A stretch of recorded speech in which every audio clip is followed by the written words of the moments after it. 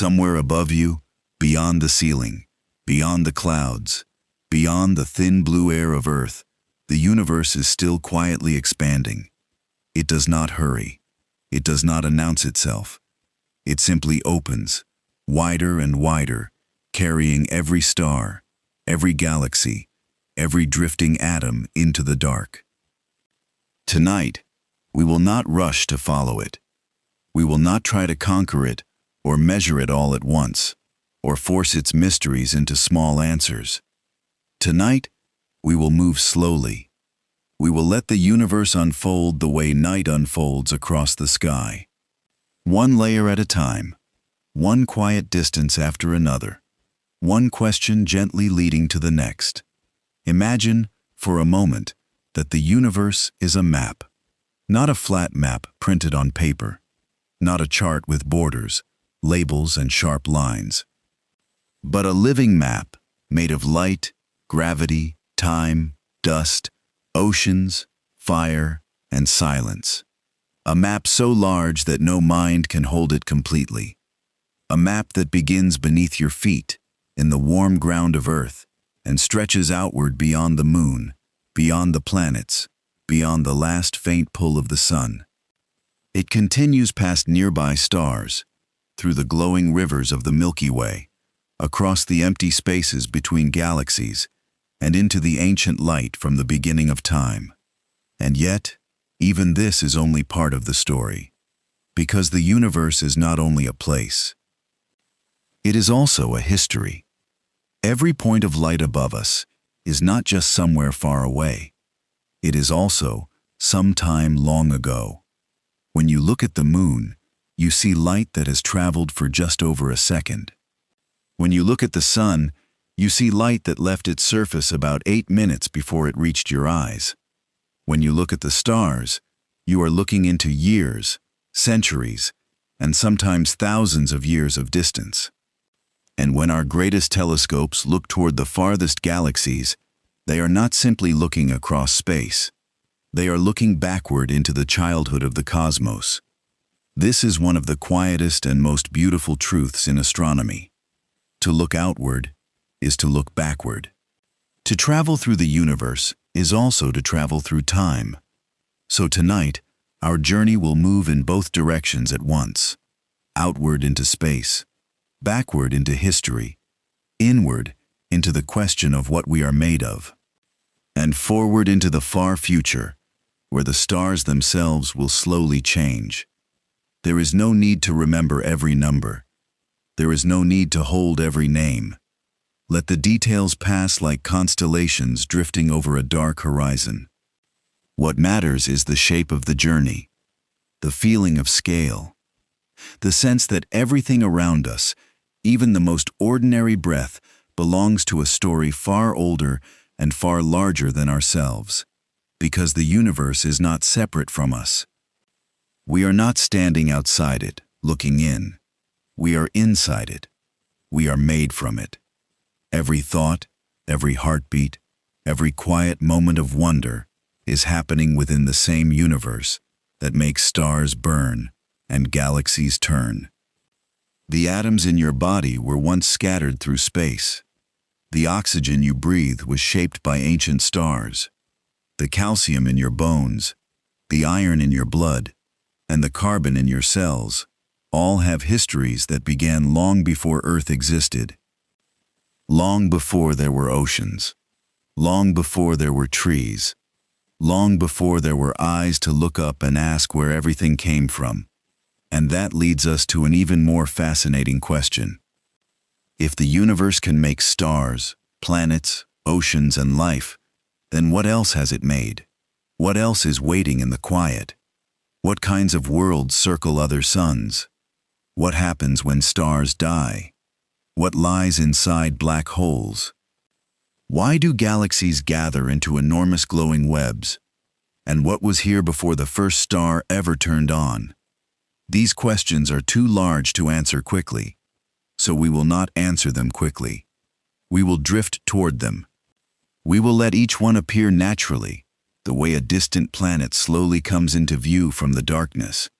For now, begin close. Begin with the feeling of Earth beneath you, a small world turning quietly in space. A blue world wrapped in air, a world of clouds, oceans, stone, forests, cities, and sleeping minds. From far away, Earth does not look powerful. It does not look loud. It looks fragile. A soft sphere of blue and white floating in sunlight. Around it, the moon keeps its ancient watch. Beyond the moon, the planets move in their long, silent paths. Beyond the planets, the sun's influence thins into the dark. And beyond that, the nearest stars wait like small lamps on the edge of an endless field. This is where our map begins, not at the largest scale, not at the beginning of time, but here, with the one place in the universe we know most intimately. Earth, the small starting point from which every human question about the cosmos has ever been asked. So let the night become still. Let the stars feel distant, but not cold. Let the universe feel vast, but not empty. We are going to move outward slowly now, from the quiet surface of our home toward the moon, the planets, and the first great distances that surround us. And as we leave Earth behind, we may begin to understand why this tiny world matters so much in the story of everything. Earth turns quietly beneath the night. It turns whether we notice it or not. It turns beneath oceans, mountains, forests, deserts, and sleeping cities. It turns beneath every window where someone has ever looked upward and wondered what the stars really are. From the ground, Earth can feel enormous. It holds every road we have traveled, every home we have known, every voice we have heard, and every memory we carry. But from space, Earth becomes something else. It becomes delicate. It becomes a small blue island surrounded by darkness. A thin atmosphere glows around it like a fragile veil. Clouds curl over the oceans. Continents drift slowly beneath white storms. The line between day and night moves across the surface in silence. And everything human, every city, every language, every dream, is held within that small shining sphere. This is the first lesson of the universe. The place that feels like everything to us is, from far away, only a beginning. Yet this beginning is extraordinary. So far, Earth is the only world we know where the universe has opened its eyes. Here, atoms arrange themselves into oceans, cells, forests, animals, and minds. Here, matter became curious. Here, dust from ancient stars learned to ask questions about the stars. There is something peaceful in that thought. You do not have to be separate from the cosmos to study it. You are already part of it. Every breath you take happens inside the universe. Every quiet thought is an event in space and time. Even lying still beneath the night, you are traveling. Earth is spinning once every day. It is circling the sun once every year. The sun is carrying Earth around the center of the Milky Way, and the Milky Way itself is moving through the larger flow of galaxies. Stillness, on Earth, is only a local feeling. On the deepest scale, everything is in motion, but the motion is gentle from where we are. So gentle that we can sleep through it. So steady that the turning of the planet becomes the rhythm of our lives. Day follows night. Moonrise follows sunset. Seasons arrive, fade, and return again. For most of human history, the universe was known only through these rhythms. The sun gave warmth. The moon gave light to the dark. The stars gave direction. Before telescopes, before spacecraft, before equations, there was simply the sky. A vast, dark ceiling filled with patterns. Ancient people watched those patterns carefully. They used them to plant crops, cross oceans, tell stories, mark time, and imagine the invisible order behind the world. In that way, astronomy began not as a science of machines, but as a science of attention. It began with people noticing that the sky was not random. The stars returned. The moon changed shape. The planets wandered. Eclipses came and went. Something vast was moving with a patience far greater than human life. And the closest companion in that movement was the moon. The moon is not far by cosmic standards. Its light reaches Earth in a little more than 1 second. Compared with the distances between stars, this is almost nothing. And yet, for most of our existence, the moon was unreachable. It hung above the world like a silent witness. It pulled gently on the oceans. It softened the darkness. It marked the months. It changed from a thin silver curve to a full bright circle, and then slowly faded again. The moon made time visible. It reminded early humans that the sky was alive with cycles. From Earth, the moon can look smooth and calm, but its surface is a record of violence from long ago. Craters cover it like memories. There is no wind to erase them, no rain to soften them, no oceans to swallow them. A footprint on the moon can remain for millions of years, because the moon has almost no weather in the way Earth does. It is a place where time feels paused, a gray world of dust, stone, shadow, and sunlight. And from the moon, Earth is the strange object in the sky, not a distant gray disk, but a bright blue world hanging over a silent horizon. If you stood there, looking back, you would see all of human history at once. Every ocean, every forest, every border, every person, all of it wrapped in one small sphere. That view changed how we understood ourselves. It showed us that Earth is not the center of the universe, but it also showed us that Earth is precious. A world does not need to be central to be meaningful. A world does not need to be large to be rare. And Earth, with its liquid water, protective air, magnetic shield, and living surface, is rare in the only way that matters to us. It is home, but the universe has another surprise waiting. Home is not isolated. Earth is not alone in empty space. It belongs to a family of worlds moving around the same star. The moon is only the first step outward. Beyond it, Mars glows faintly red in the night. Venus shines like a bright evening lantern. Jupiter moves slowly among the constellations. Saturn waits farther away, pale and golden. Even when we cannot see them, the planets are there, each following its own long path through sunlight. To understand Earth, we must understand this neighborhood. Because Earth did not form by itself. It was born from the same ancient disk of gas and dust that made the sun, the planets, the moons, the asteroids, and the comets.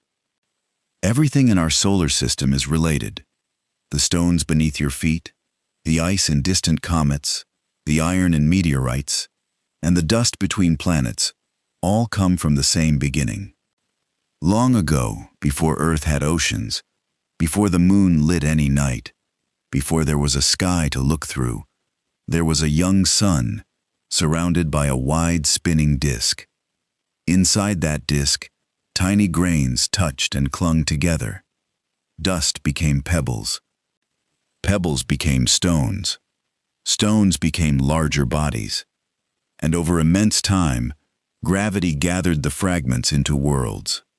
Earth was one of those worlds. Not chosen, not designed in a simple way, but shaped by countless collisions, heat, cooling, chance, and time. The early Earth was not peaceful. It was hot, restless, and often struck by debris. Its surface melted and reformed. Heavy elements sank inward. Lighter materials rose. A young atmosphere gathered. Water arrived or emerged, and eventually oceans settled into the low places of the world. The moon itself may have formed from a tremendous collision between young Earth and another planetary body. From that impact, material was thrown into orbit, where it slowly gathered into the companion we see tonight. So even the calm moon above us may have begun in fire. This is one of the recurring patterns of the universe. Peace often comes after violence. Stillness often comes after motion. A quiet world may carry inside it the memory of a chaotic birth. And yet, over time, Earth cooled. Rain fell. Oceans deepened. The surface changed. Chemistry became more complex. Somewhere in that long transformation, life began. We do not yet know every detail of how, but we know that life on Earth is made from ordinary cosmic materials: carbon, hydrogen, oxygen, nitrogen, phosphorus, sulfur, elements that the universe makes, scatters, and gathers again. Life is not made from something outside the cosmos. Life is one of the things the cosmos does when conditions allow. That thought makes Earth feel both smaller and more wonderful. Smaller, because it is only one planet around one star. More wonderful, because it shows what matter can become. A planet can become blue. Water can become a mirror for the sky. Chemistry can become memory. And a small creature on the surface of a small world can begin wondering about everything beyond it. But Earth is only one room in a much larger house. The moon is only the first quiet doorway. Beyond them, the solar system opens into a series of worlds, each one shaped by the same sun, but each one telling a different story. Some are scorched. Some are frozen. Some are wrapped in poisonous clouds. Some hide oceans beneath ice. Some are not worlds in the familiar sense at all, but rings, rubble, storms, and ancient leftovers.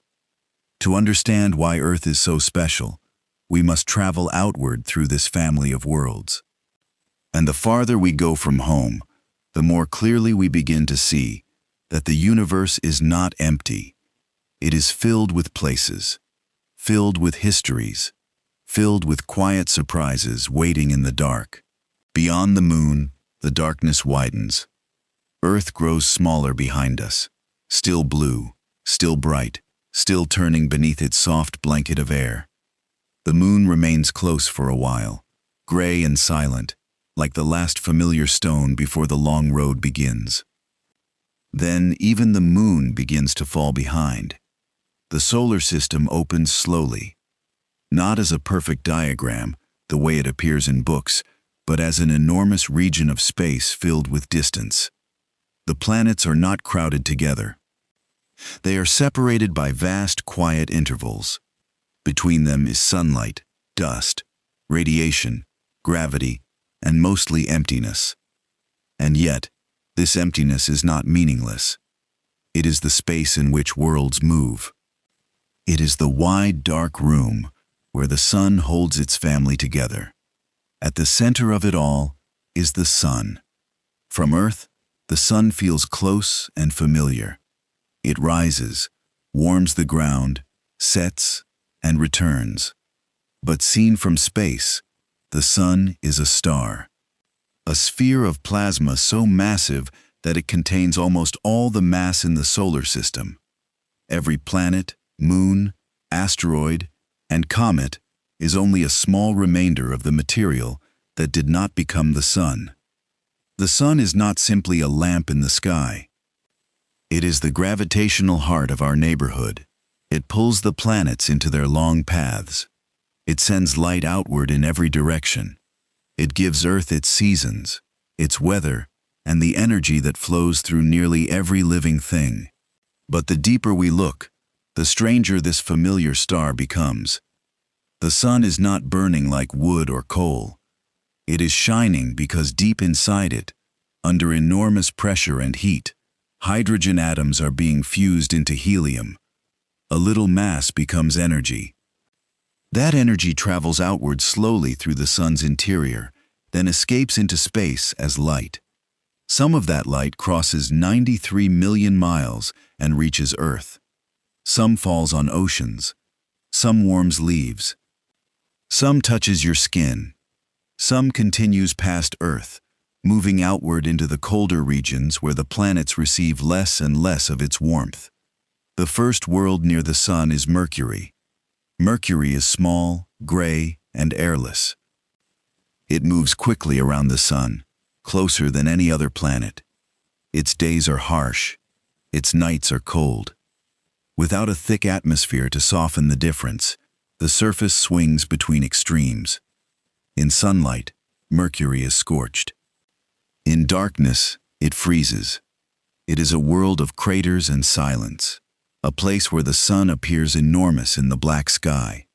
There is almost no protection there, no oceans, no clouds, no blue horizon. Only rock, shadow, and light. And yet Mercury matters. It reminds us that closeness to a star is not enough to make a world alive. A planet can be near warmth and still be barren. A world can orbit in sunlight and remain deeply lonely. Beyond Mercury waits Venus. From Earth, Venus is beautiful.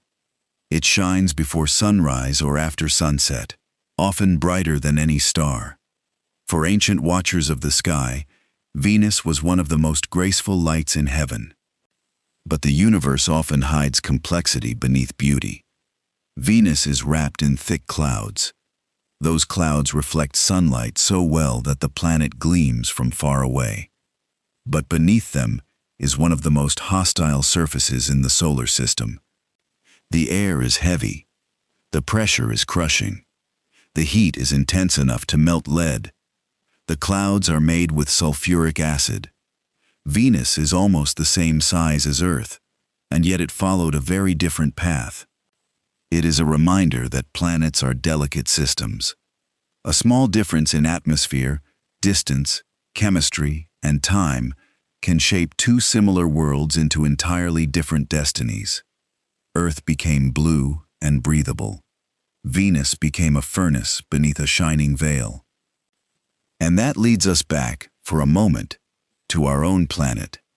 Earth sits in a narrow and fortunate region around the Sun, where liquid water can remain stable on the surface. But distance alone did not make Earth alive. The atmosphere had to be right. The planet had to keep enough internal heat. Its magnetic field helped protect it. Its oceans helped regulate it. Its moon may have helped steady it. Life did not appear because one condition was met. It appeared because many conditions overlapped for a long time. As we leave Earth again and move outward, Mars appears ahead. Mars is smaller than Earth. It is cold, dry, and covered in iron-rich dust that gives it a reddish color. From far away, it seems quiet, but Mars is a world of memory. Its surface carries the shapes of ancient rivers. There are valleys that look carved by flowing water. There are deltas where streams may once have entered lakes. There are minerals that formed in wet conditions. Today, Mars is mostly frozen and thin-aired. Its atmosphere is too weak to hold warmth the way Earth does. Liquid water cannot easily remain on its surface. But long ago, Mars may have been warmer, wetter, and more Earth-like. It may have had lakes under a different sky. It may have had rivers reflecting pale sunlight. It may have had conditions where simple life could have begun. We do not know if it did. That uncertainty is part of the mystery. Mars is not fascinating because it gives us an easy answer. It is fascinating because it keeps the question open. If life appeared on Earth, could it also have appeared on Mars? And if it did it vanish, retreat underground, or leave only traces in stone? Beyond Mars is not another large planet, but a wide belt of remnants. The asteroid belt circles the Sun between Mars and Jupiter. It is often imagined as a crowded field of rocks, but in truth, the asteroids are usually very far apart. They are fragments from the early solar system. Some are metal-rich, some are rocky, some hold water-bearing minerals. They are not failed planets in a simple sense, but leftovers from the time when planets were forming. In them, we find ancient material that has changed less than the surfaces of larger worlds. They are like sealed notes from the solar system's childhood. Small bodies, drifting quietly for billions of years, holding clues about how Earth and the other planets were made. Then comes Jupiter. Jupiter changes the scale of the journey. It is no longer a small rocky planet. It is a giant world, made mostly of hydrogen and helium, more like the Sun in composition than Earth. Jupiter is so large that all the other planets could fit inside it. Its gravity is powerful. Its magnetic field is enormous. Its atmosphere is filled with bands, storms, and moving clouds. The Great Red Spot, a vast storm wider than Earth, has been observed for centuries. But from far away, even Jupiter's violence appears silent. There is no thunder that can cross the vacuum. No roar reaches the emptiness around it. Only patterns of cloud swirl slowly across a giant face. Jupiter is also a keeper of moons. Some are small and irregular. Some are strange and extraordinary. Io is covered with volcanoes, heated by the constant gravitational pulling of Jupiter and its neighboring moons. Europa is wrapped in ice, but may hide a global ocean beneath. Ganymede is the largest moon in the solar system, larger than Mercury. Callisto is ancient and heavily cratered, a record of impacts from deep time. Around Jupiter, the solar system begins to feel less like a set of planets and more like a collection of worlds within worlds. A giant planet can become a small system of its own. Farther out, Saturn waits in golden quiet. Saturn is not the largest planet, but it may be the most graceful. Its rings make it seem almost unreal. From a distance, they look smooth and solid, like a delicate disk. But they are made of countless pieces of ice and rock, each one orbiting Saturn in its own path. Some pieces are as small as grains of dust. Some are as large as mountains. Together, they form one of the most beautiful structures in the solar system. The rings are wide, thin, bright, and temporary. They will not last forever. Over time, the material slowly changes, falls inward, or spreads away. Even Saturn's beauty is part of a process. Even its rings belong to time. Saturn also has moons that deepen the mystery. Titan, larger than the planet Mercury, has a thick atmosphere. Its skies are hazy. Its surface has rivers, lakes, and seas. But they are not made of water. They are made of liquid methane and ethane, flowing under a cold orange sky. Enceladus, much smaller, sends plumes of water vapor and ice into space from cracks near its south pole. Those plumes hint at a hidden ocean beneath the surface. The farther we travel, the more we discover that cold does not always mean dead. Darkness does not always mean empty. The outer solar system is quiet, but it is not simple. Beyond Saturn, sunlight weakens. Uranus turns on its side, pale blue-green and distant. Its seasons are strange because of its tilted axis. For long stretches, one pole faces the sun, while the other remains in darkness. Neptune is farther still, deep blue and windy, a planet so distant that the sun from there would look much smaller than it does from Earth. And yet Neptune is not still. Its atmosphere moves with some of the fastest winds in the solar system. Even so far from the sun, energy and motion remain. Beyond Neptune, the familiar planetary system begins to dissolve into a colder frontier. Here we find Pluto and many other icy bodies. They are small, distant, and slow. They belong to the Kuiper Belt, a region of frozen remnants left over from the solar system's formation. Pluto itself is not merely a frozen rock. It has mountains of water ice. It has plains of nitrogen ice. It has a thin atmosphere that changes as it moves along its long orbit. It has moons, including Charon, so large compared with Pluto that the two almost feel like a double world. Out here, the sun is still the brightest star, but its warmth is faint. The planets are behind us. The great light of Earth is far away. The solar system feels less like a neighborhood now and more like a memory fading into the dark. And yet this is only part of the story, because some of the most important places in our solar system are not the large planets themselves. They are the hidden places, the buried oceans, the ice-covered moons, the worlds where sunlight barely matters, the places where life, if it exists, would not live under a blue sky or beside a warm sea. It would live in darkness. It would live beneath ice. It would live by chemistry, heat, and patience. So before we leave the solar system behind, we must turn toward these quiet worlds more carefully, because they may hold one of the deepest questions in all of astronomy. Is Earth the only place where matter became alive? Or is life something the universe does again and again, whenever the right conditions gather in the dark?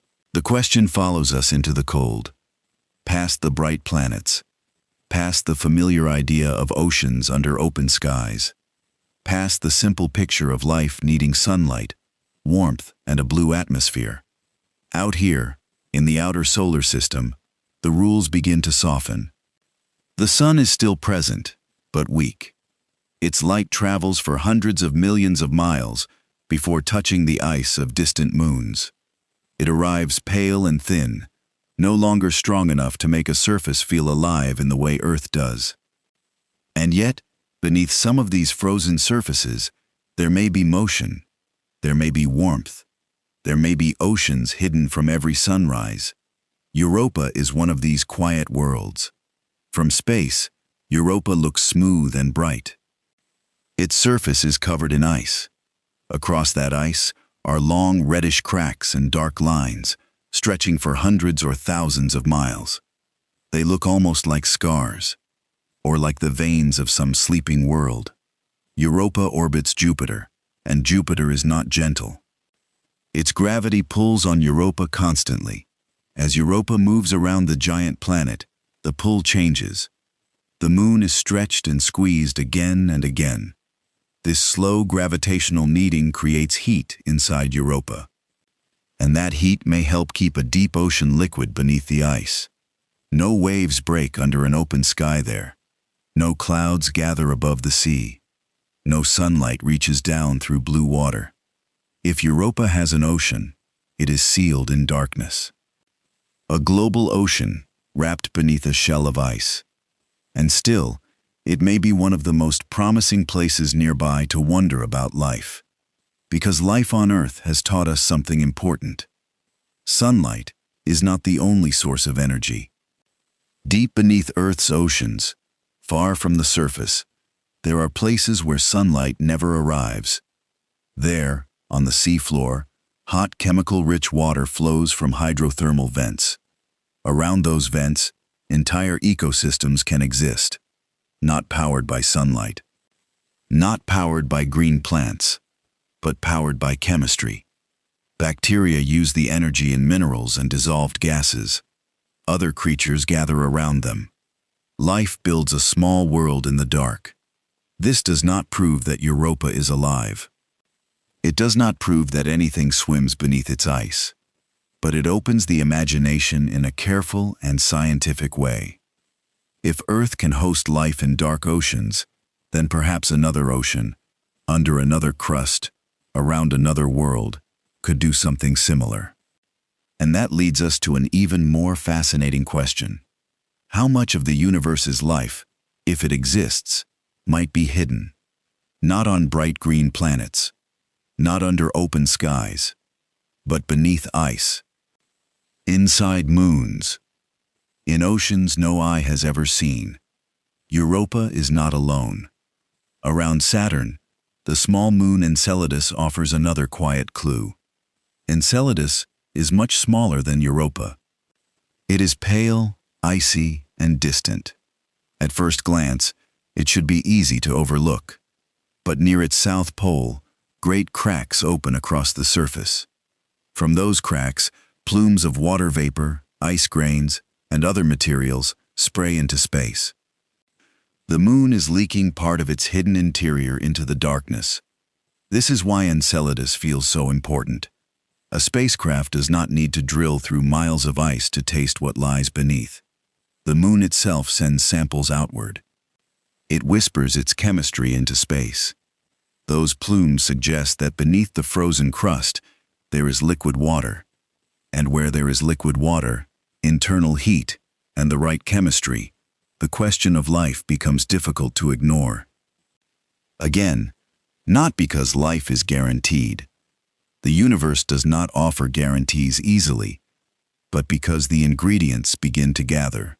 Water, energy, chemistry, time. The same basic words return again and again. They return on Earth. They return in the oceans beneath ice. They may return around other stars. And perhaps that is one of the deepest patterns in the cosmos. Not that life is common. We do not know that yet. But that the universe keeps making places where the question can be asked. Then there is Titan. Titan feels different from Europa and Enceladus.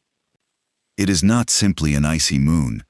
It is a world with weather, a world with a thick atmosphere, a world where clouds form, rain falls, rivers flow, and lakes gather in low basins. But Titan's rivers are not made of water. Its lakes are not blue seas under a warm sun. They are made of methane and ethane, liquid at temperatures far colder than anything familiar on Earth. On Titan, water is as hard as rock. The sand may be made of organic particles. The sky is orange and hazy. The landscape is dim, cold, and strangely Earth-like in shape, but alien in substance. It is one of the most dreamlike worlds in the solar system. Familiar forms made from unfamiliar materials. River channels without water, rain without warmth, seas beneath a sky where a human could never breathe. Titan also may have a deeper ocean of liquid water beneath its icy crust, so it offers two mysteries at once. On the surface, it shows us chemistry in a cold and exotic form. Below the surface, it may hold a hidden water ocean like the other icy moons. This makes Titan a world of double possibility, not a promise of life, but a reminder that life, if it exists elsewhere, may not always follow the patterns we expect. We tend to imagine alien life under sunlight. We imagine green landscapes, open oceans, clouds, and air. We imagine another Earth, because Earth is the only living world we know. But the universe is not required to repeat itself exactly. It may make life in ways that feel familiar, or it may make life in ways that are almost impossible for us to picture. Perhaps life needs water. Perhaps it only needs a liquid that can carry chemistry. Perhaps it needs stable energy. Perhaps it needs shelter. Perhaps it needs long stretches of time where small chemical accidents can slowly become something more organized. We do not yet know how flexible life can be, but we do know this. The more we explore, the more the solar system becomes interesting, not less. The old picture was simple. Earth was alive. The other worlds were dead. But the modern picture is softer, stranger, and more open. Mars may have once had rivers and lakes. Europa may have a hidden ocean. Enceladus sprays ocean material into space. Titan has lakes of methane and complex organic chemistry. Even distant icy bodies may hold internal warmth for longer than expected. The solar system is not a collection of dead stones. It is a family of experiments. Some failed quickly. Some changed slowly. Some froze. Some burned. Some hid their most interesting places beneath layers of ice. And Earth, for now, is the only experiment we know became aware. That makes Earth precious.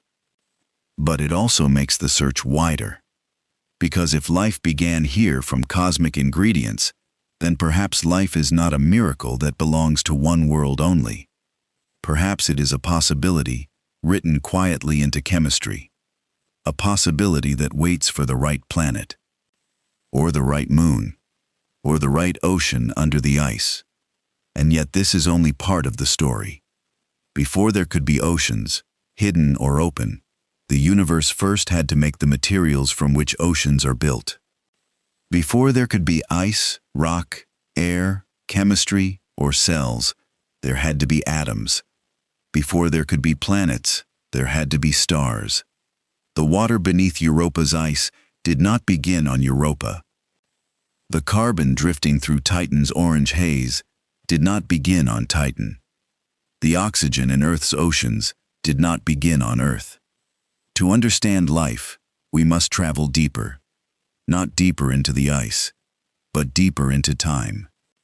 Back to the places where the universe learned to build the ingredients of worlds. Back to the stars. Because every ocean, every moon, every living cell, and every sleeping body beneath the night is connected to the long, quiet fire of stars. The journey now turns away from the frozen moons and their hidden oceans. It moves backward, beneath the surfaces of worlds, beneath the chemistry of life, beneath the water and stone and air. It moves toward the source of the ingredients themselves. Because nothing in a living world begins only on that world. The ice of Europa, the methane of Titan, the oceans of Earth, and the dust of Mars all belong to a much older story. A story written in clouds of gas. A story shaped by gravity. A story lit by stars. Before the solar system existed, there was no Earth. There was no moon. There was no Jupiter holding its icy moons in the dark. There was only a region of the Milky Way filled with gas and dust, drifting quietly among other clouds. Most of that gas was hydrogen. Some was helium. Mixed through it were tiny amounts of heavier elements, made by older stars that had already lived and died. This cloud was not still. Nothing in the universe is perfectly still. It moved with the slow rotation of the galaxy. It carried small ripples of density. It felt the pull of nearby stars, and perhaps the shock of distant stellar explosions. And somewhere inside it, a part of the cloud began to collapse. Gravity is patient. It does not need to hurry. It simply pulls, gently at first, then more strongly as matter gathers closer together. A region of gas becomes denser. As it becomes denser, it pulls in more gas. As it pulls in more gas, it becomes denser still. The cloud folds inward on itself. The center warms. The motion increases. A dark, cold region begins transforming into something bright. This is how a star begins, not as a sudden flame, but as a slow gathering, a quiet concentration of matter, a hidden center growing hotter inside a collapsing cloud. Around that young center, material spins into a disk. Dust grains drift through the gas. They touch, cling, separate, collide, and cling again. The same disk that feeds the growing star also carries the beginnings of planets. So stars and worlds are born together. A star forms at the center. A family of planets may form around it. The story of sunlight and the story of stone are connected from the beginning. At first, the young star is not truly a star in the full sense. It is a protostar.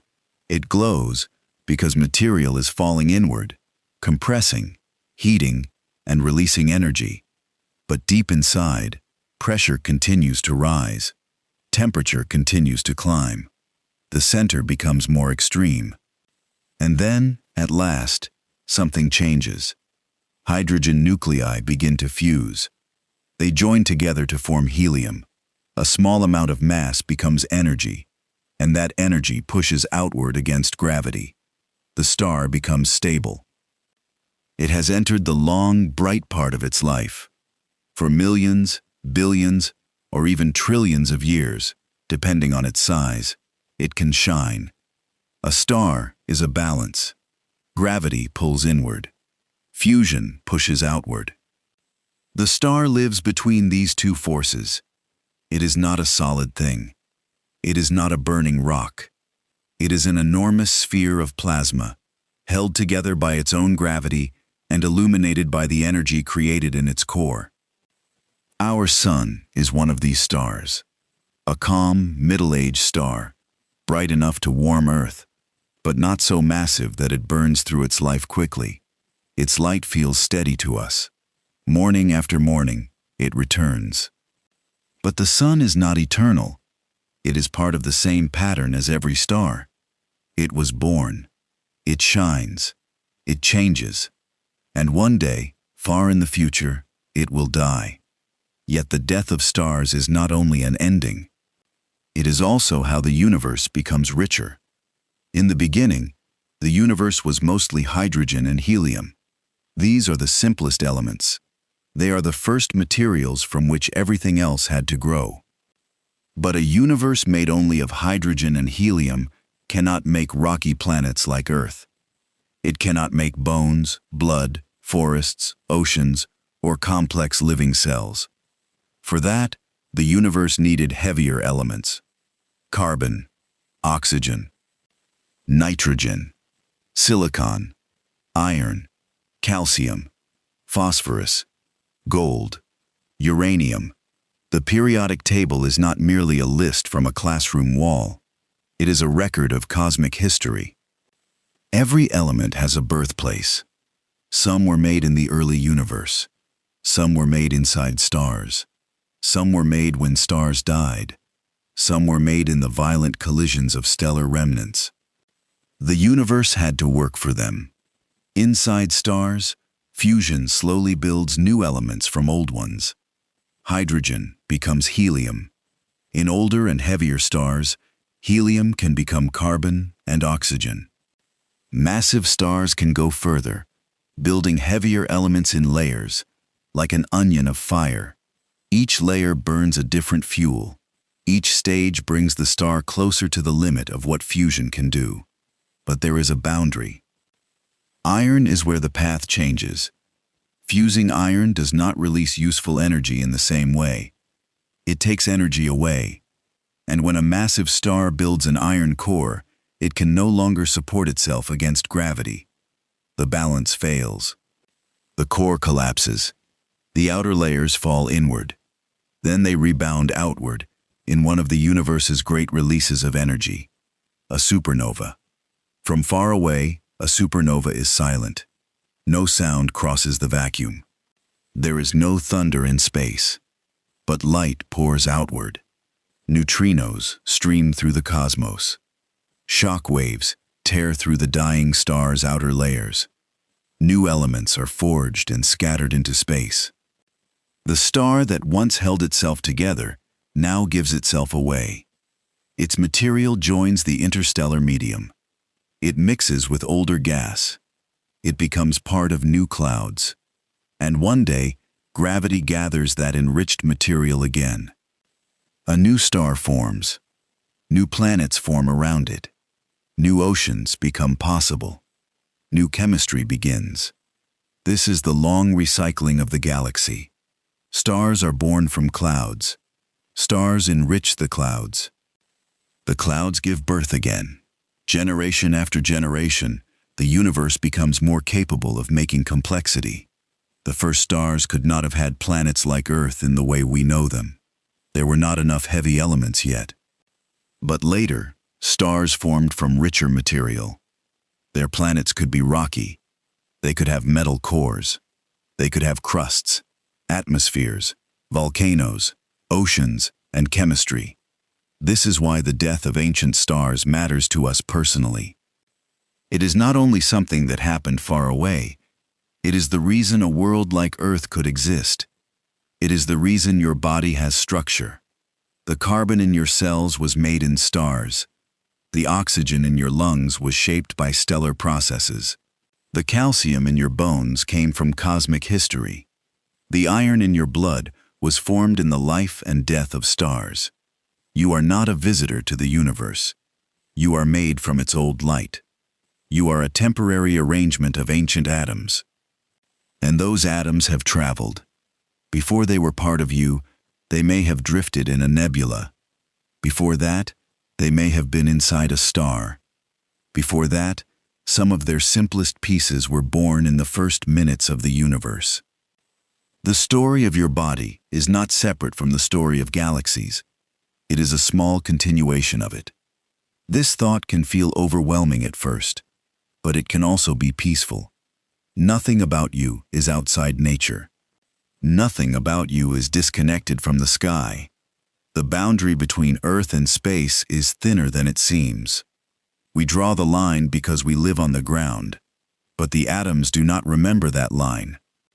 They move from stars to clouds, from clouds to planets, from planets to oceans, from oceans to cells, and from cells back into the world again. The universe is not a collection of separate objects. It is a flow. Matter changes form. Energy changes path. Gravity gathers. Radiation spreads. Stars ignite. Worlds cool. Life appears, if conditions are kind enough and time is patient enough. And then life looks back. That is perhaps the quietest wonder of all. A star does not know that it shines. A galaxy does not know that it turns. But on at least one small planet, the materials made by stars became conscious enough to ask what stars are. When you look at the night sky, the universe is not simply above you. It is also within you. The same physics that lights the stars also allowed your heart to beat. The same elements scattered by supernovae helped build your hands, your eyes, and your breath. In this way, astronomy is not only the study of distant things. It is also a way of remembering where we came from. Yet this is only part of the story. Stars made the ingredients. But ingredients alone are not enough. They must gather into places. They must become planets. They must settle into orbits around other suns. And once we understand that our sun is only one star among hundreds of billions in the Milky Way, a new question rises quietly. If our star has planets, how many other stars have planets too? How many worlds are out there, moving through the dark around distant suns? Some may be scorched. Some may be frozen. Some may be covered in oceans. Some may never see a sunrise. Some may wander alone between stars, carrying their darkness with them. And somewhere among them, perhaps, there may be another world where the atoms made in ancient stars have also begun to wonder. So we leave the story of stellar fire behind, but not completely. Its light travels with us. Its elements travel with us. And ahead, around other suns, the universe begins to show us how many different kinds of worlds it can make. The light of our sun now becomes one light among many. Behind us, the solar system remains a small island of familiar worlds. Ahead, the Milky Way opens with hundreds of billions of stars, each one carrying its own quiet possibility. For a long time, we did not know whether other stars had planets. It seemed likely. It seemed reasonable. But astronomy is careful with the difference between what feels true and what can be shown. The night sky was filled with stars, but their planets were hidden. They were too small, too faint, too close to the glare of their suns. A planet like Earth, seen from many light years away, would be almost invisible beside its star. It would be like trying to see a firefly beside a lighthouse from across an ocean. And so for centuries, other worlds remained mostly in imagination. They appeared in philosophy, poetry, and science fiction. They lived in careful speculation. They waited behind the brightness of their parent stars. Then, slowly, our instruments became more patient, more precise. more sensitive to tiny changes. Astronomers learned to notice a star's faint wobble as a planet tugged on it with gravity. They learned to watch for the slight dimming that happens when a planet passes in front of its star. They learned to read the thin fingerprints of atmospheres if the light passed through them in just the right way. And one by one, the hidden worlds began to appear. Not as bright disks in a telescope, not usually as images, but as rhythms. A dip in starlight, a shift in color, a repeated pattern, a small clue that something unseen was moving there. The first confirmed planets around other stars changed the way we understood our place in the cosmos. They showed that planets were not rare ornaments. They were part of the ordinary architecture of stars. And as more were found, the story became even larger. The universe was not only making stars, it was making worlds in astonishing numbers. Some stars had one planet. Some had several. Some systems were compact and strange, with worlds orbiting closer than Mercury orbits the Sun. Some planets were larger than Jupiter, but moved so near their stars that their years lasted only a few days. These became known as hot Jupiters, giant planets, heated intensely, circling in tight, rapid orbits. They were not what many astronomers expected to find first. Our own solar system has its giant planets far from the Sun, but the universe does not always arrange itself like home. Hot Jupiters reminded us that the solar system is not the template for everything. It is one example, one possibility among many. And that leads us to an even more fascinating question. If giant worlds can live close to their stars, what other arrangements might exist? The answer is almost dreamlike. There are super-Earths, larger than our planet but smaller than Neptune. Some may be rocky. Some may have thick atmospheres. Some may be water-rich.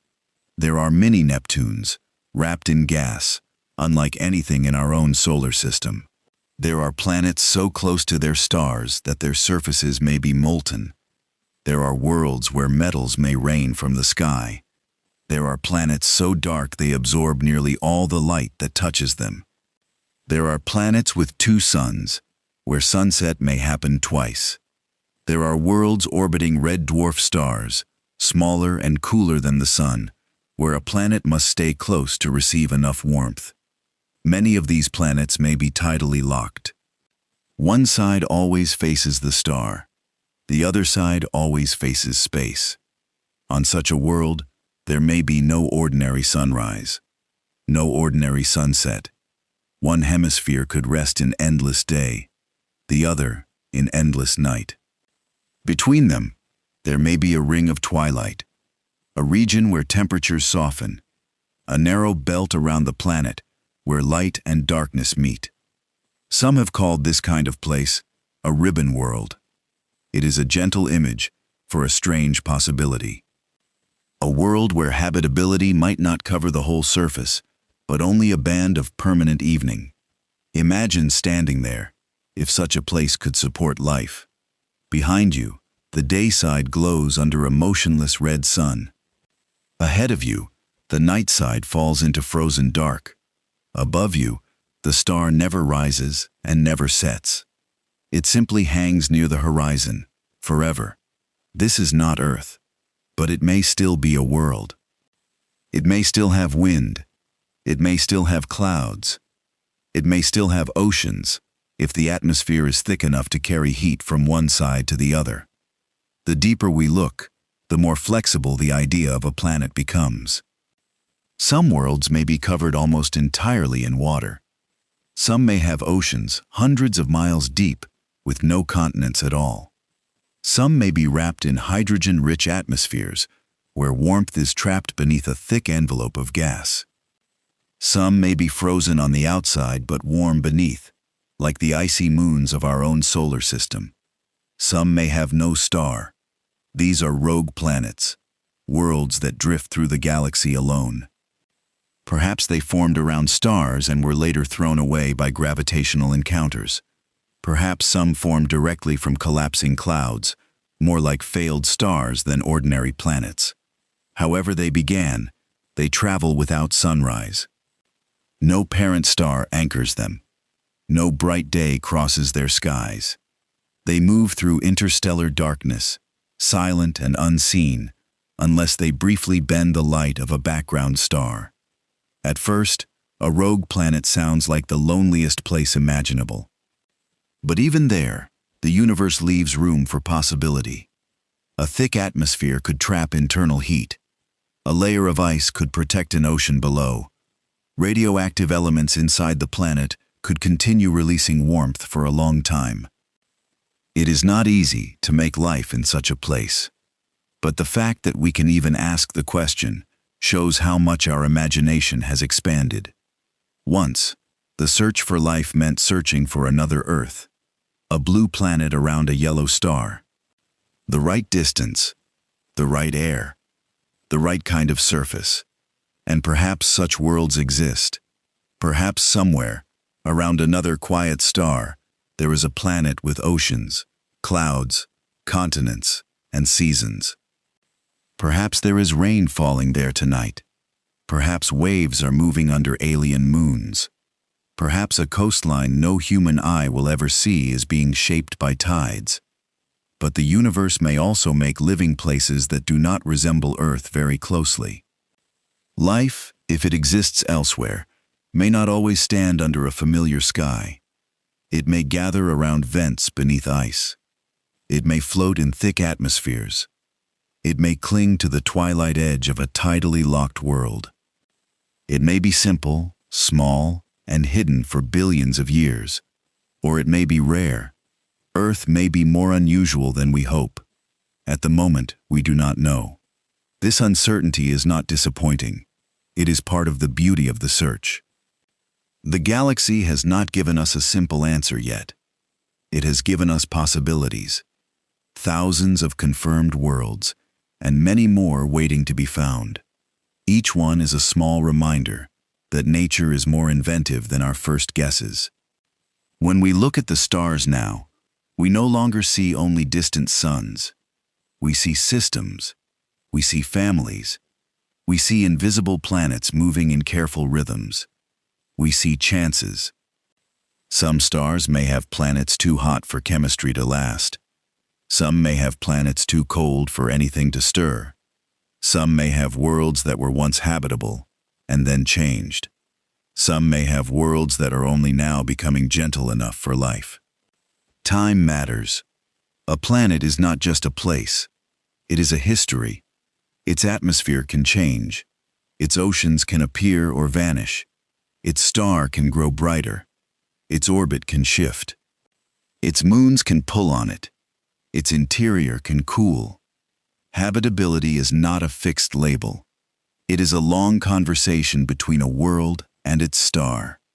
Earth itself has changed many times. It was not always as it is now. Its air was different. Its continents were different. Its life was different. So when we wonder about alien worlds, we are not only asking where life might be, we are asking when. A planet may be too young, or too old, or waiting beneath ice, or just beginning to wake. And somewhere in the galaxy, perhaps there are worlds where the right conditions gathered, stayed, and allowed chemistry to become biology. Perhaps there are oceans where life never rose beyond simple cells. Perhaps there are worlds where complex creatures move beneath unfamiliar stars. Perhaps there are minds looking into their own night sky, wondering if they are alone. We do not need to answer that tonight. It is enough to let the question remain open. A quiet question, moving with us through the dark. Because the discovery of alien worlds does not make Earth less meaningful. It makes Earth part of a wider pattern. Our planet is no longer a solitary miracle under an empty sky. It is one world in a galaxy of worlds. One blue answer among many unanswered questions. Yet this is only part of the story. Planets are the places where matter may become gentle. But the universe also creates places where matter is pushed to its limits. There are stars that have died and left behind objects denser than anything on Earth. There are magnetic fields strong enough to distort atoms. There are regions where gravity becomes so intense that light itself cannot escape. To understand everything in the universe, we cannot look only at worlds where life might begin. We must also drift toward the strange remains of stars, toward the quiet ruins, toward the dark edges of reality, because in those extreme places, the universe reveals what matter, energy, space, and time can become. The path now leads away from the possible gentleness of alien worlds. It moves toward places where matter is no longer soft enough for oceans, air, or life as we know it. Here, the universe becomes quieter in one sense, but stranger in another. There are no forests, no clouds drifting over blue seas, no familiar ground beneath a gentle sky. There are only the remains of stars, collapsed cores, ashes of light. Objects so dense, so compact, and so extreme that they seem almost like thoughts from a different universe. And yet, they are not separate from the story. They are part of the same great cycle. Stars are born from clouds. They shine. They build elements. They change. And eventually, every star must face the end of its balance. For most of its life, a star exists between two forces. Gravity pulls inward. Fusion pushes outward. As long as there is fuel in the core, the star can hold itself open against collapse. But fuel is not infinite. Even the brightest stars are temporary. Even the sun is temporary. And when a star begins to run out of the material that supports it, its calm shape begins to change. For a star like our sun, the end will come slowly by human standards. Billions of years from now, the sun will grow brighter. Then it will swell into a red giant. Its outer layers will expand into space. The inner planets will be changed beyond recognition. Earth, if it still exists, will no longer be the world we know. But the sun will not explode as a supernova. It is not massive enough for that. Instead, it will shed its outer layers gently by cosmic standards. Those layers will drift away, glowing for a time as a beautiful planetary nebula. At the center, the exposed core will remain. Small, hot, dense. A white dwarf. A white dwarf is the ember of a dead star. It can have a mass similar to the sun, but compressed into a sphere roughly the size of Earth.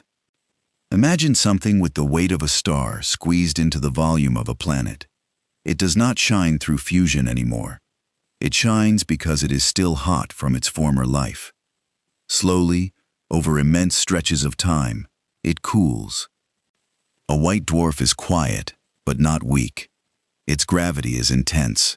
Its matter is packed into a form unlike anything ordinary on Earth.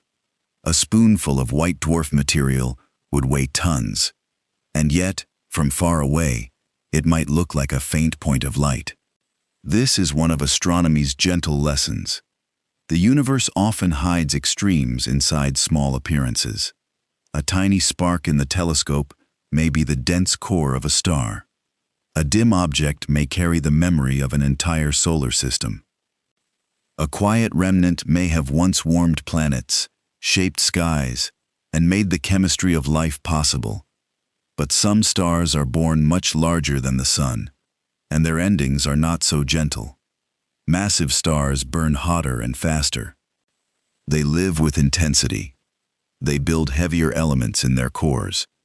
They move through their fuel quickly, passing from one stage of fusion to another. Hydrogen, helium, carbon, oxygen, neon, silicon. Each stage becomes shorter than the one before. A star may burn hydrogen for millions of years. It may burn silicon for only days. Then the core fills with iron. And iron is the end of the road. Fusion can no longer provide the energy needed to hold the star open. Gravity, patient for millions of years, finally wins. The core collapses. The outer layers rush inward. The star's center is crushed with such force that atoms themselves cannot remain as they were. Electrons are pushed into protons. Neutrons form. The core becomes a sphere of almost pure nuclear matter. And the rest of the star rebounds outward in a supernova.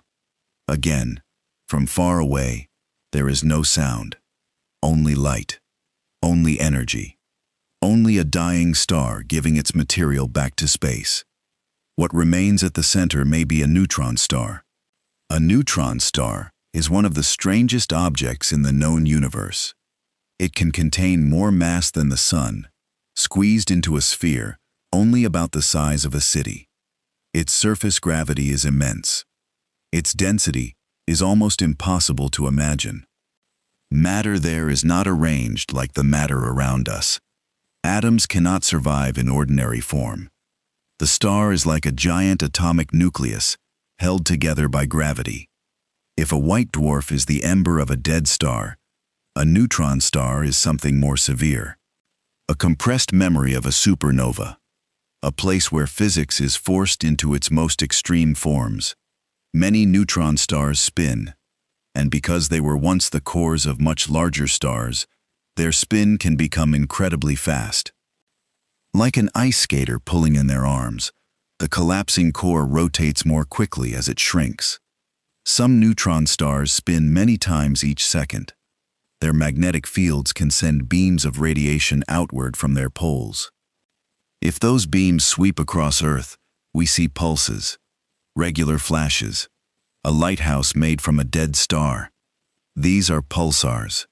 Their timing can be so steady that they feel almost mechanical, but they are not machines.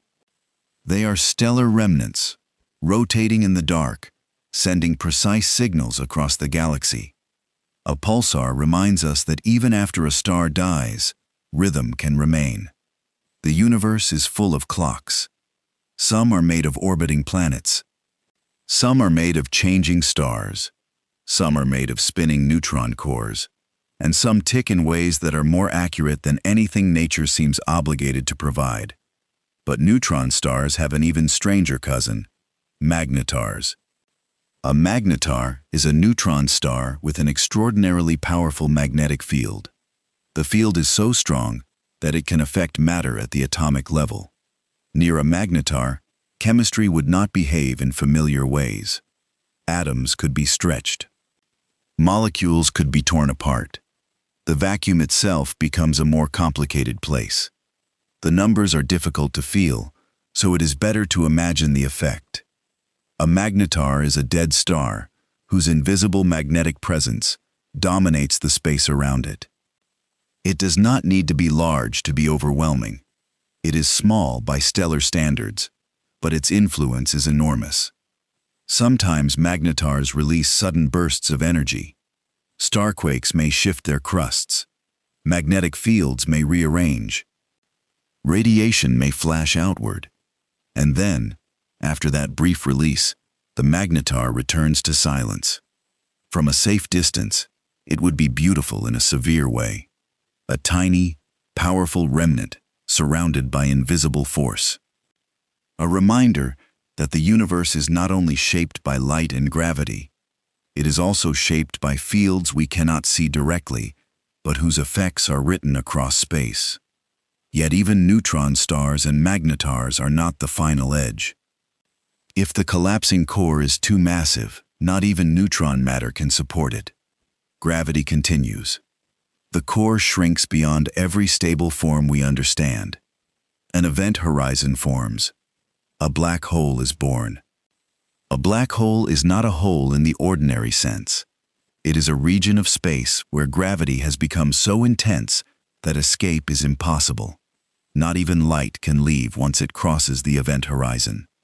The event horizon is not a surface you could touch.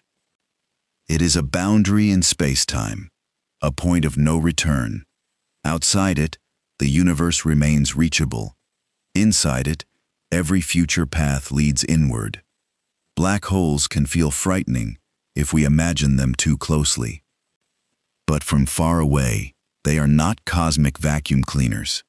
They do not reach across the galaxy and swallow everything. A black hole, with the mass of the Sun, would pull on Earth no more strongly than the Sun does now, if it were placed at the Sun's position. Earth would continue orbiting. The danger comes from getting too close. Near a black hole, gravity changes sharply across distance. Matter can be stretched. Gas can be heated. Stars can be torn apart. And yet, most black holes are invisible unless something gives them away. A lone black hole in empty space is nearly silent. It has no glowing surface, no reflected light, no ordinary sign. But if gas falls toward it, the story changes. The gas does not fall straight in. It swirls. It forms an accretion disk. Friction and compression heat the material to extreme temperatures. The disk can shine with X-rays and other energetic light. Around the black hole, darkness is outlined by fire. This is one of the most powerful images in astronomy. Not the black hole itself, because it cannot be seen directly, but the glowing material around it, the light bent by gravity, the shadow at the center, the place where space and time become visibly strange.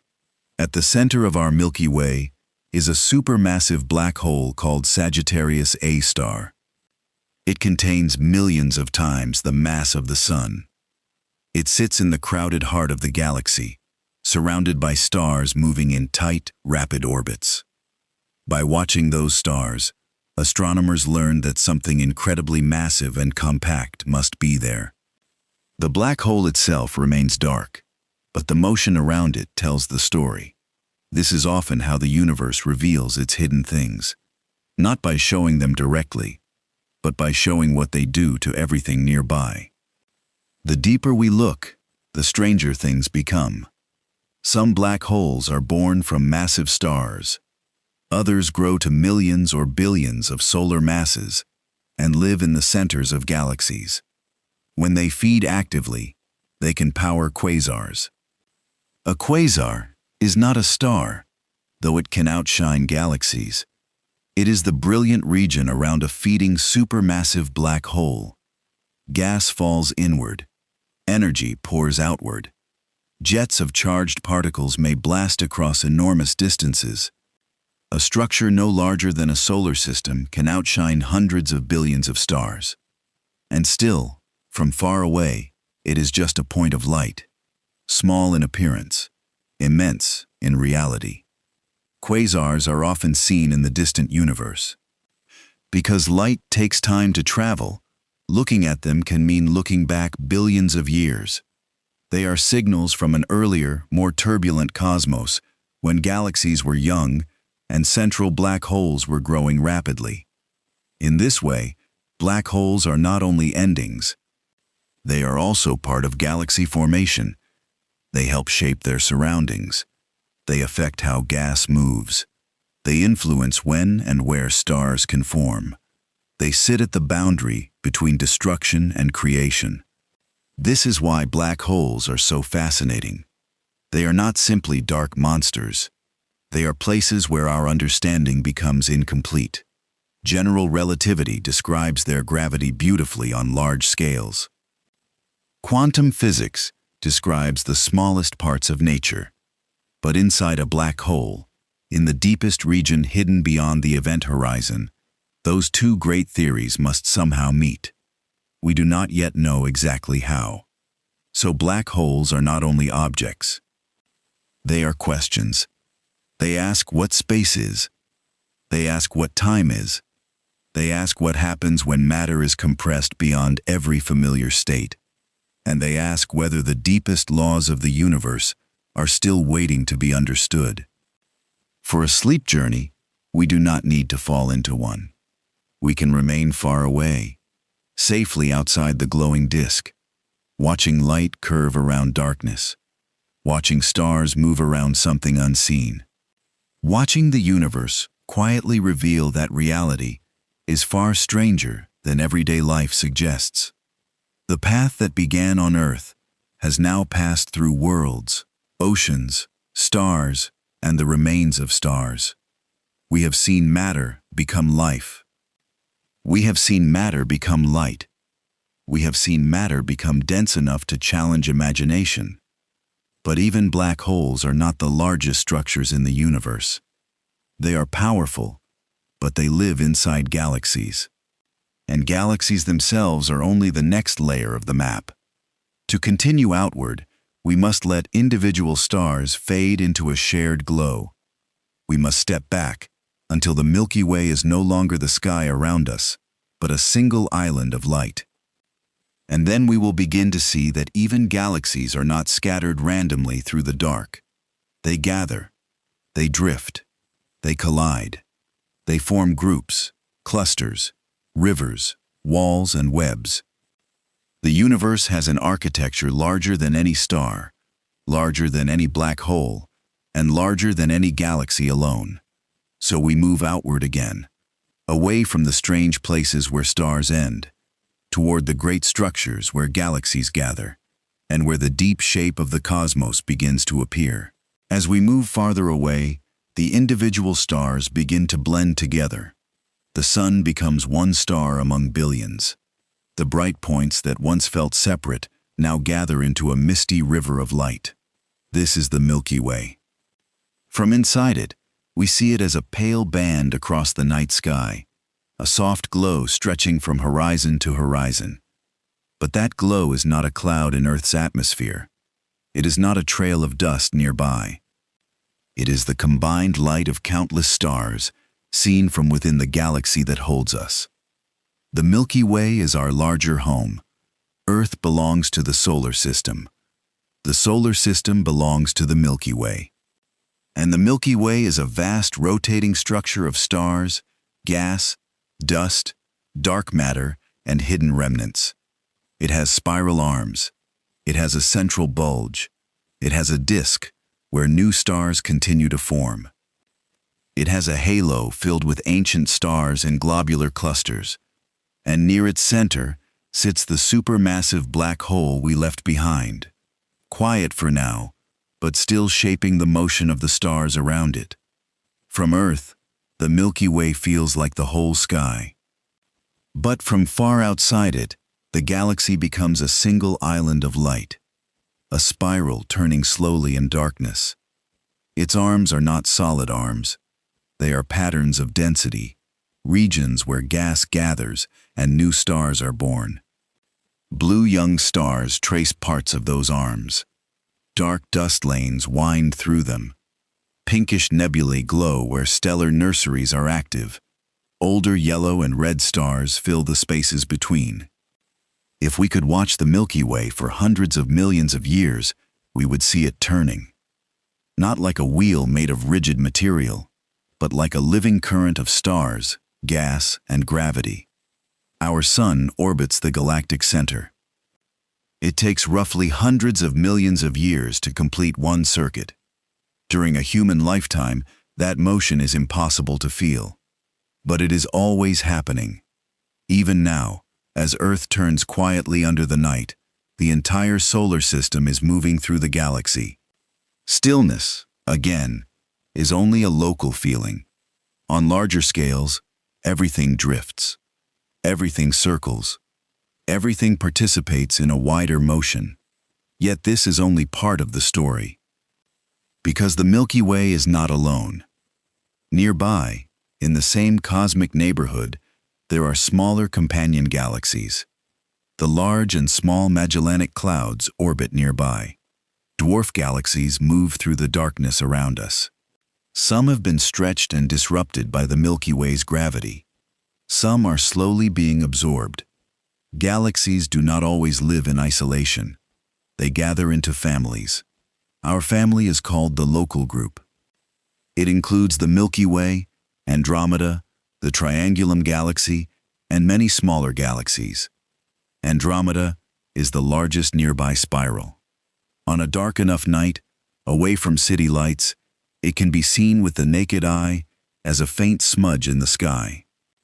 That soft blur is another galaxy, another island of hundreds of billions of stars. Light from Andromeda takes about 2.5 million years to reach us. When that light began traveling, early humans did not yet exist in the form we know today. The light crossed space quietly. While Earth changed, life evolved, ice ages came and went, and human eyes eventually learned to recognize it. Looking at Andromeda is not only looking far away, it is looking into deep time. And Andromeda is moving toward the Milky Way, very slowly by human feeling, but steadily on cosmic scales. In several billion years, the two galaxies may merge. The night sky of the far future would be transformed. The two great spirals would pass through each other, stretch, distort, and eventually settle into a new galaxy. Individual stars would almost never collide, because the distances between them are so large. But the galaxies as whole structures would change completely. Gas clouds would compress. New stars would form. Old shapes would dissolve. A new, larger system would emerge. The universe does not preserve its forms forever. Even galaxies evolve. They meet, they merge, they grow, they lose gas, they change color, they become quiet, or they are stirred into new waves of star formation. A galaxy is not an object frozen in time. It is a long event, and when we step farther back, even galaxies become parts of something larger. The local group is not the largest family. It sits near the Virgo cluster, a much larger collection of galaxies. Clusters are like cities of galaxies.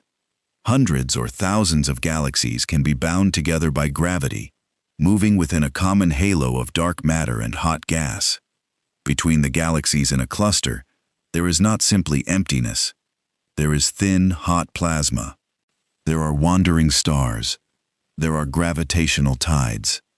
There are traces of old collisions and mergers. Some galaxies in clusters are spirals.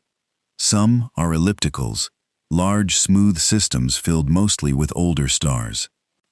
Some are irregular, shaped by encounters and disruptions. From a distance, a galaxy cluster looks calm, but inside it, gravity has been arranging matter for billions of years. The deeper we look, the more structure appears. Clusters gather into superclusters. Superclusters connect into long filaments. Filaments stretch across hundreds of millions of light years. Between them are vast regions with very few galaxies. These are cosmic voids. And together, the filaments and voids form the cosmic web. This is one of the largest known patterns in nature. Galaxies are not sprinkled randomly through space. They trace an enormous architecture. They gather along threads. They collect at intersections. They form walls and rivers of light. And between those luminous structures are deserts of darkness.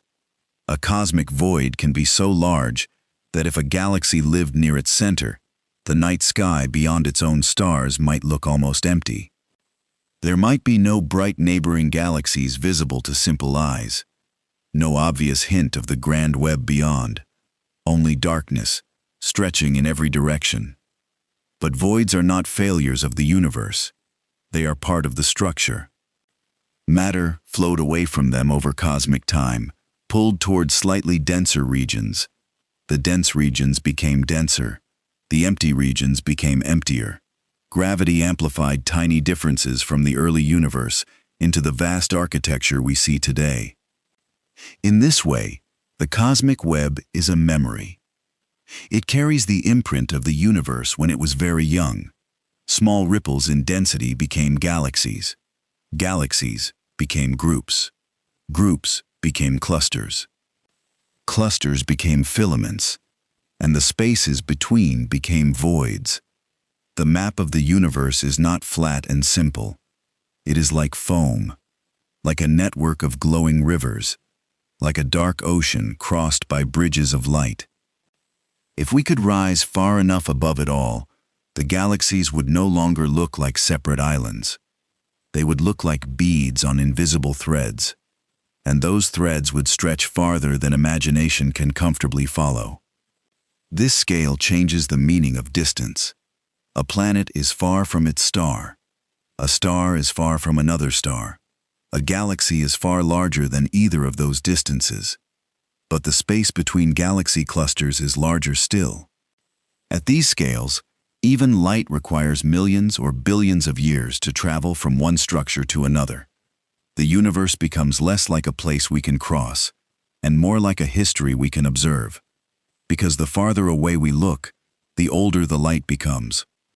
A nearby galaxy shows us a relatively recent past. A distant galaxy shows us the universe when it was younger.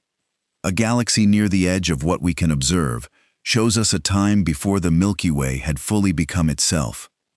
This is why telescopes are time machines in the quietest sense. They do not carry us physically backward. They receive old light.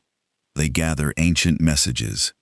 They allow us to see how the cosmic web looked when it was still forming. When we look deeply enough, large, mature galaxies become rarer. The universe appears younger. Galaxies become smaller, more irregular, more active, and more surprising.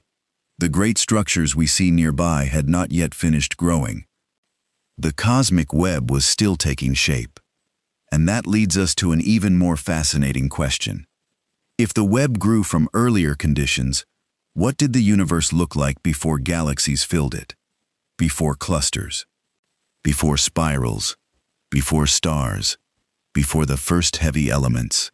To understand the architecture of space, we must follow the light even farther backward, past the mature galaxies, past the young galaxies, past the first bright stars, toward the time when the universe was mostly hydrogen, helium, darkness, and possibility. There, the map becomes harder to read. The familiar landmarks disappear. No Milky Way. No Andromeda. No planets. No starlight. Only the early universe, cooling and expanding, waiting for the first structures to awaken. And so the journey turns once more. Not outward in the ordinary way, but backward, toward first light, toward the oldest glow we can still detect, toward the beginning of the story that made every galaxy, every star, every planet, and every sleeping mind beneath the night. Before the first stars, there was no night sky.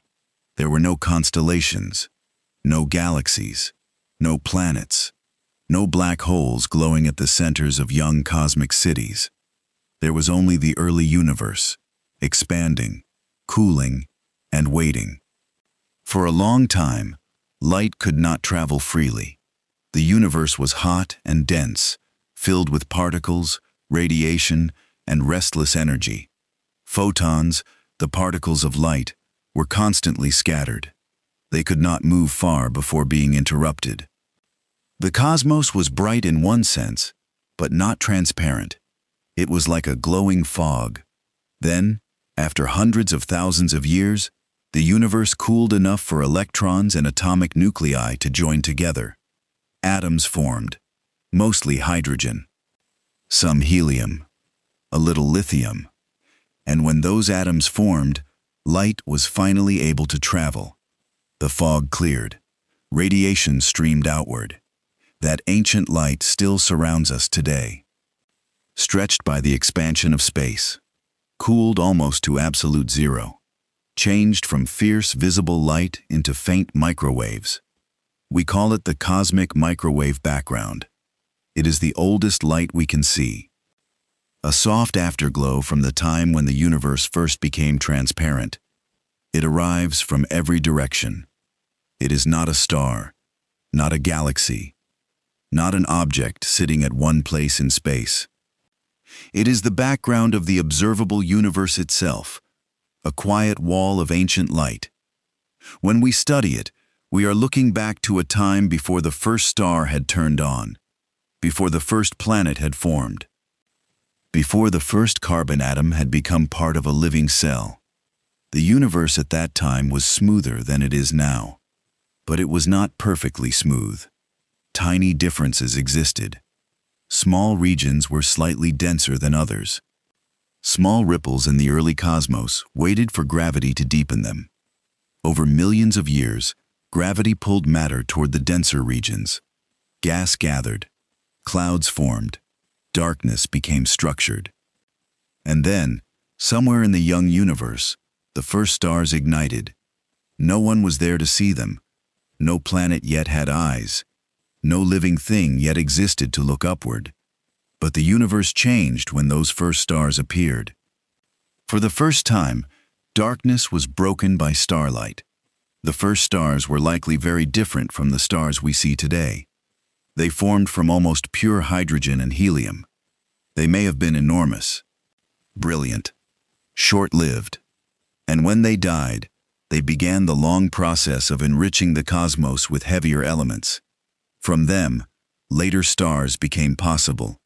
Later galaxies became brighter. Later planets became richer.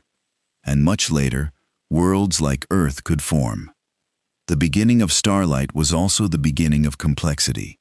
But the universe still keeps many of its deepest mysteries. We can see the galaxies. We can trace the cosmic web.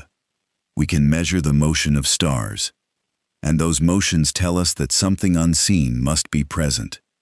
There is more gravity than visible matter can explain. Galaxies spin as if they are held by a hidden mass. Clusters bend light as if they contain more matter than we can see. The cosmic web grew in a way that seems to require an invisible scaffolding. We call this dark matter. Not because it is evil, not because it is mysterious in a dramatic way, but because it does not shine. It does not absorb or reflect light in the ordinary sense. It reveals itself through gravity, through motion, through structure, through the way visible matter behaves around something unseen. Dark matter may have helped galaxies form. It may have gathered first, creating invisible wells of gravity where ordinary gas could fall. Without it, the universe might not have built galaxies in the way it did. And without galaxies, there would be no long generations of stars, no recycling of elements, no rocky planets, no Earth, no night sky above us. So even the unseen may be part of why we are here. And then there is dark energy. The expansion of the universe is not only continuing, it is accelerating. Distant galaxies are being carried away from one another more and more quickly as space itself stretches. We do not yet know exactly why.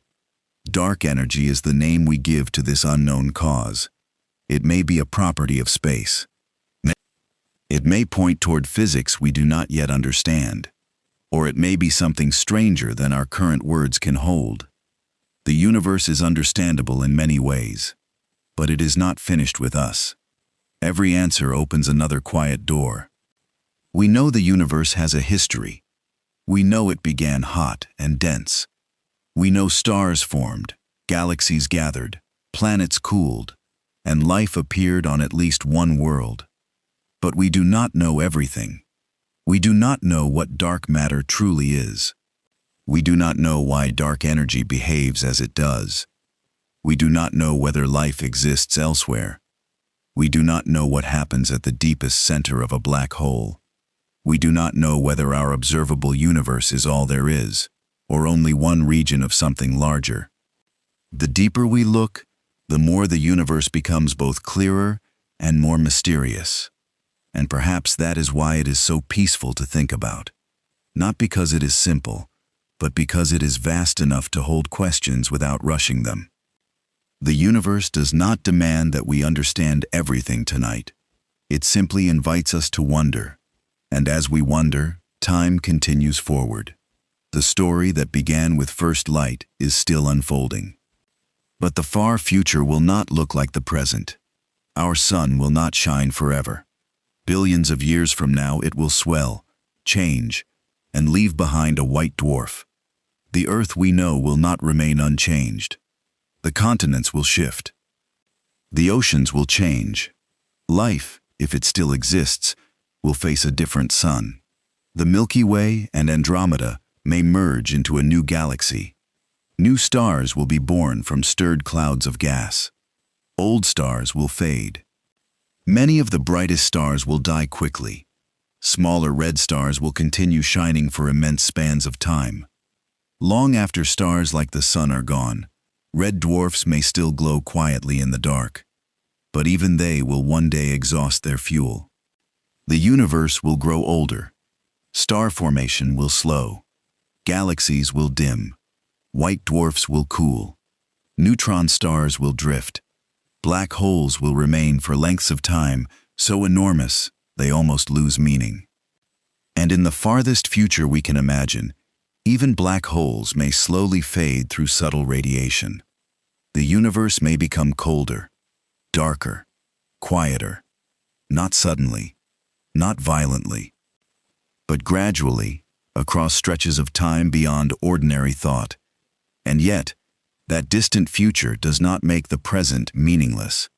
It makes the present precious. For a while, the universe is bright. For a while, stars shine. For a while, planets turn in warmth. For a while, oceans move. For a while, chemistry becomes life. And for a while, on at least one small world, the universe becomes aware of itself.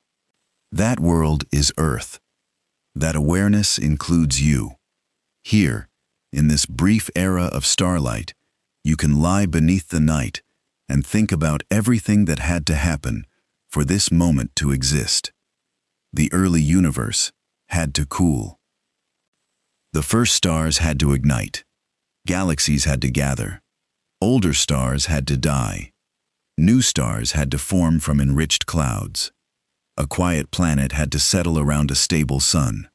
Oceans had to remain. Life had to begin. Time had to pass. And eventually, there came a mind capable of asking where it all came from. This does not make us the center of the universe. It makes us connected to it.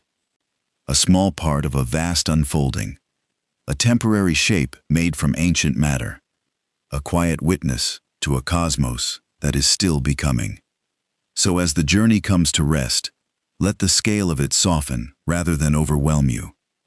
You do not need to hold the whole universe in your mind. No one can. Let the galaxies drift. Let the stars burn in their distant places. Let the hidden oceans remain beneath their ice. Let the black holes keep their secrets. Let the cosmic web stretch through the dark. Let the first light continue traveling, and let Earth turn gently beneath you. The universe is immense, but you are not outside it.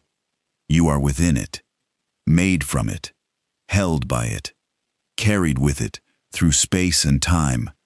And tonight, under the quiet sky, that is enough.